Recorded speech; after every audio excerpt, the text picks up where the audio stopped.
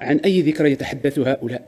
إن كانت لهم ذرة من عقل أو مسحة من علم، فيوم 12 من ربيع الأول هو يوم وفاته بإجماع المؤرخين. أما تاريخ ميلاده فاختلف فيه العلماء، منهم من يقول الثالث، ومنهم من يقول الثامن، ومنهم من يقول التاسع، ومنهم من يقول 13 و14، ومنهم من يقول 12. لكن بلا خلاف يوم وفاته هو يوم 12 في السنة من خلال ساعة الاحتفال بذكراه أو بمولده، فهذا من البدع التي ما أنزل الله بها من سلطان. ويقولون إن الترك لا يفيد التحريم، كون النبي صلى الله عليه وسلم لم يحتفل بنفسه ولم يحتفل به أصحابه ولم يحيي هذه الذكرى ولا القرون المفضلة الثلاثة الأولى، هذا لا يدل على التحريم. نقول إن الله سبحانه وتعالى جعل لهذه الأمة عيدين، الفطر والأضحى، وهذه مسائل من الدين، والدين توقيفي، فلا ينبغي أن نجتهد هكذا من عندياتنا. محبة النبي صلى الله عليه وسلم تكون بطاعته وباتباعه. أوصى النبي صلى الله عليه وسلم الصحابة فنفذوا وصاياه. هل وصاهم بالاحتفال به؟ هل وصاهم عليه الصلاة والسلام بالغلو فيه عليه الصلاة والسلام كما فعلت النصارى مع الأنبياء؟ أبدا. هذه الأمة أمة الوسط بين اليهود والنصارى. النصارى غلوا في الأنبياء فعبدوهم، اليهود استخفوا بالأنبياء فقتلوهم. أما أمة النبي صلى الله عليه وسلم فتنزل الأنبياء منازلهم، والنبي صلى الله عليه وسلم له مكانته ومنزلته العظيمة جدا.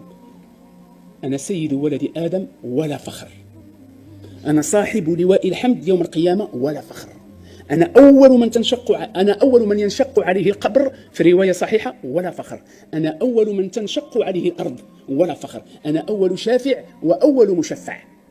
إذن ما فائدة أن أذكر أنا يعني في أمداحي وفي قصائدي وفي السماع يعني وأتمايل ولدته يعني آمنة وأرضعته حليمة وثويبة، وأن أبا لهب يعني إن صحت الرواية وهي مرسلة يخفف عنه العذاب لأنه فرح بمقدم النبي صلى الله عليه وسلم فأعتق ثويبة، والحديث فيه كلام عند أهل العلم وهو مرسل، وهذه من الأمور المعروفة عند طلبة العلم. فلهذا لا ينبغي الإنسان أن يبحث وأن يروي أعناق النصوص من أجل شيء لم يفعله المتقدمون من هذه الأمة. كان ذكر الإمام الشاطبي رحمه الله في كتابه الاعتصام أن الإمام مالك رحمه الله كثيرا ما كان يقول: وخير الأمور ما كان سنة، وشر الأمور المحدثات البدع. فلو كان خيرا أيها الإخوة لفعله الصحابة مع وجود المقتضي وعدم المانع كما يقول أهل العلم. هل الصحابة لا يعرفون منزلة النبي صلى الله عليه وسلم وقدره؟ هل النبي صلى الله عليه وسلم قصر في بيان يعني فضل يوم ميلاده؟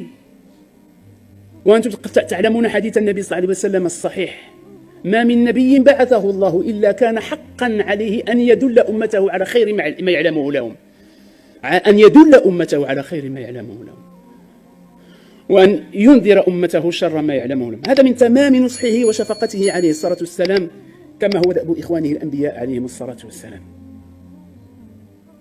وبعد ذلك يأتي من يتهم أهل الحديث وأهل السنة والجماعة بالجفاء. يقول عمرو بن العاص: والله ما كان أحد أحب إلي من رسول الله صلى الله عليه وسلم، ولا أجل في قلبي من رسول الله صلى الله عليه وسلم، وإني لا أطيق النظر إليه إجلالا له، ولو أمرت أن أصفه لما استطعت. كانوا يحترمون النبي صلى الله عليه وسلم ويوقرونه، واليوم يرفعون الأصوات داخل المساجد ويرقصون داخل المساجد.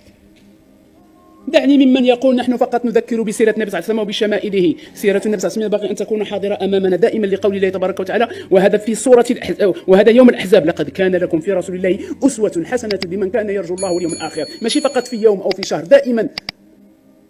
وهب أن هؤلاء فقط يذكرون شمائله كذا، لكن ما شأن أولئك الذين يرقصون في المساجد؟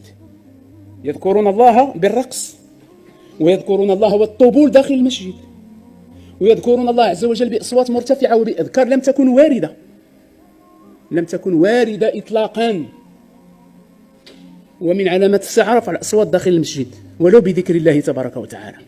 النبي صلى الله عليه وسلم دخل المسجد فوجد الصحابة يقرؤون القرآن ويرفع بعضهم يعني صوته على بعض، فقال عليه الصلاة والسلام: كلكم يناجي ربه لا يجهر بعضكم على بعض بالقرآن يحرك به شفتيه حتى لا يشوش على إخوانه.